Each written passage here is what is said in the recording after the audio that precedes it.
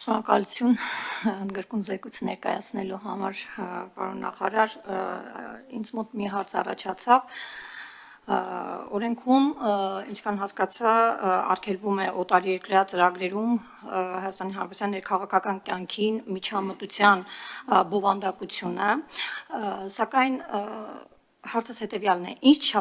չափանիշներով է որոշվելու, թե որ բովանդակությունն է համարվում միջամտություն։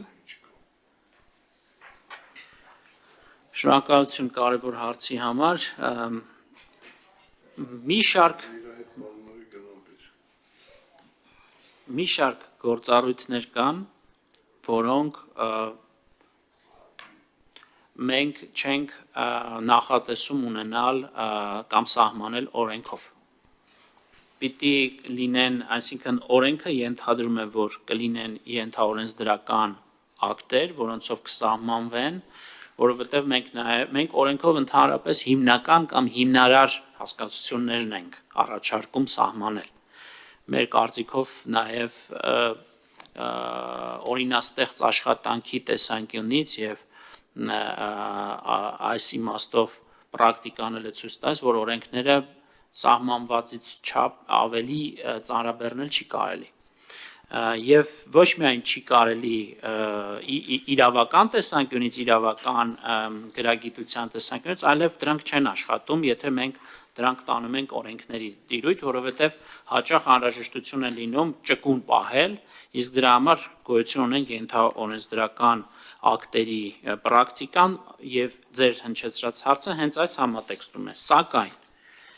ես կարող եմ ասել, թե ինքս ինչպես եմ պատկերացնում, քավլիցի չմտնելով հանձնաժողովի տիրույթ, բայց ես գալուց առաջ հատուկ մի քանի ձևակերպումներ եմ առանձնացրել, որոնք հանձնաժողովը իմ կարծիքով առնվազն մի մասը կհամընկնի մեր պատկերացումների, սա ուզում եմ հատուկ ընթերցել, որպեսզի նաև շատ վերացական չթվա այսօրվա մեր նախագիծը և ցույց տամ, որ շատ կոնկրետ ձևակերպումներով տեսանելի սահմանումներ կարող են լինել, որոնք իրավական ամուր հենք կունենան հանձնաժողովի համար և դրանք ոչ թե կլինեն կամայական կիրառման գործիք հանձնաժողովի կամ կառավարության համար, այլ ուղղակի չափելի սահմանման հնարավորություն կտան։ Թեև ընդունում եմ, որ սա հեշտ աշխատանք չէ, բայց շատ իրագործելի։ Մասնավորապես ներքին քաղաքական կյանքին միջամտող բովանդակություն իմ ընկալմամբ, սա ես անկեղծորեն եմ ասում, ճանապարհին եմ, այսինքն ազգային ժողով գալուց առաջ եմ սահմանումներն առանձնացրել, կարող է լինել օրինակ Հայաստանի Հանրապետության ներքաղաքական կյանքին միջամտող հեռուստաբովանդակություն համարվի այն տեղեկատվական, վերլուծական կամ քարոզչական բնույթի հաղորդումը, որը ուղղակի կամ անուղղակի կերպով նպատակ ունի ազդել ներքաղաքական կյանքի գործընթացների վրա, այդ թվում պետական իշխանության ձևավորման, ընտրությունների կամ հանրաքվեների, քաղաքական կուսակցությունների կամ շարժումների գործունեության, հանրային կարծիքի ձևավորման ներքին քաղաքական հարցերի վերաբերյալ։ Հաջորդ կետով ստեղծվում, ֆինանսավորվում կամ խմբագրվում է օտար պետության, օտար պետական մարմնի կամ դրանց հետ փոխկապակցված կազմակերպության կողմից և չի հանդիսանում չեզոք տեղեկատվության փոխանցում, այլ պարունակում է քաղաքական դիրքորոշման քարոզ, կոչեր, գործողության կամ դիմադրության, պետական ինստիտուտների լեգիտիմության խաթարում, կոնկրետ քաղաքական ուժի կամ գործչի աջակցություն կամ վարկաբեկում։ Նաև կարող ենք ասել, թե օրինակ ինչը չի համարվում միջամտություն, օրինակ որպեսզի ընդդիմությունը հիմնականում ընդդիմադիր հատվածից կարող է այս մտահոգությունները արտահայտվել, որը շատ լեգիտիմ է, մի շարք կամ առնվազն ոչ թե լեգիտիմ կամ հասկանալի կարող է լինել, որպեսզի չհնչի այնպիսի մտահոգություն, որ ցանկացած քննադատություն այս օրենսդրությամբ կարելի է արգելել և դրա տակ ցանկացած մեկնաբանություն անի հանձնաժողովը և այս կամ այն հաղորդումը փակի, օրինակ օտարերկրյա մի հաղորդման, որի խախտման դեպքում օրինակ ընդդիմությունը կարող է չքննադատել, այդպիսի պրակտիկա եւս ունենք։ Իմ կարծիքով մենք կարող ենք նաեւ օրենքում հստակ նշել, որ ներքաղաքական միջամտություն չի համարվում փաստերի վրա հիմնված լրատվական հաղորդումը, բայց առանց գնահատականների։ Այսինքն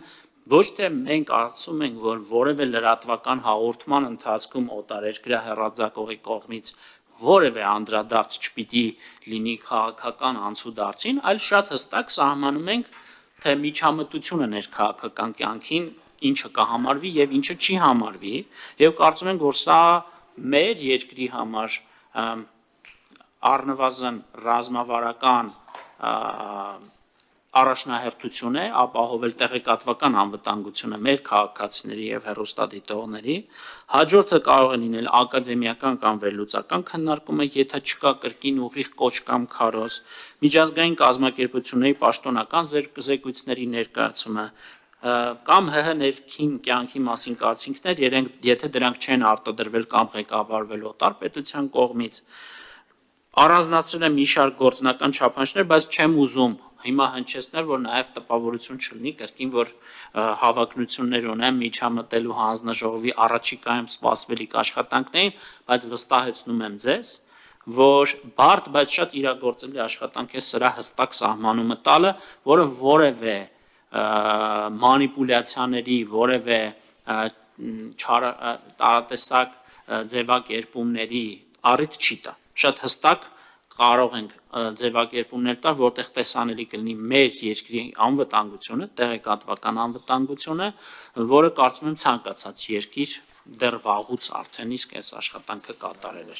Շնորհակալ եմ, պարոն նախարար, ես։ Հա, եւ ես ընդհանրապես նաեւ ասեմ, պարոն Մելիքսյանը ինձ հուշեց, որ սա բացառապես վերաբերում է օտարերկրյա հեռուստաալիքներին, այսինքն սիրով առաջարկում ենք, որ հայաստանյան հեռուստաալիքները շարունակեն միջամտել Հայաստանի ներքաղաքական կյանքին անխնա քննադատական գնահատականներ հնչեցնելով արդարացի, ոչ այնքան արդարացի, իշխանության համար հաճելի կամ ոչ այնքան հաճելի, այսինքն այս իմաստով գիծը այդ ջրբաժանը շատ հստակ է։ Մենք խոսում ենք օտարերկրյա հեռուստաալիքների մասին, երբ նշում ենք ներքին քաղաքական կյանքի միջամտությունը։ Մնացած պարագայում բնականաբար այս դրույթը չի գործելու։ Շնորհակալ եմ։